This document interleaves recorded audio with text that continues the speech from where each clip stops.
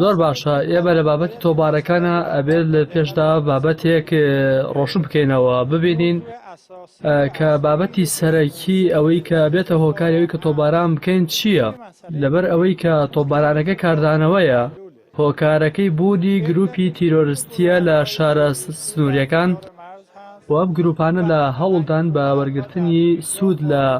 هەرێمی کوردستان کە چالاکی دژی شارەکانی ئێمە ئەنجام بدەن.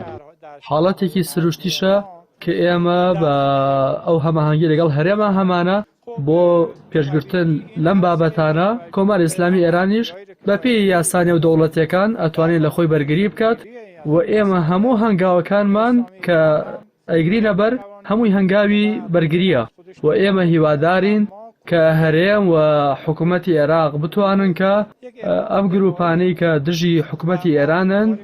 کە ئەیانەوێت کە بەرهەمی ئەوانەی کە لە سەر مەرزەکانە دائانیشن بە هەدەری بدەن خۆیان بتوانن ئیداری بدەن و ئەم کێشانە چارەسەر بکەن.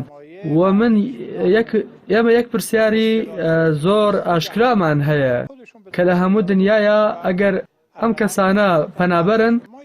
پەنابەر لە سەنگەرە ژیان ناکە و چەکداریش نییە و ئەگەر ئەمانە ئۆپۆزیسیۆنن ئێمە و عێراق دوو وڵاتی دژبەیەک نین تا ئۆپۆزیسیۆنەکانی یەکدی پەنا بدەین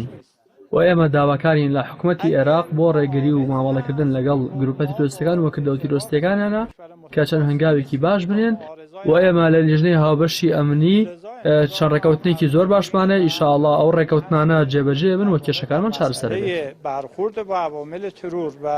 اقدامات تروریستی خودشون هم قدم‌های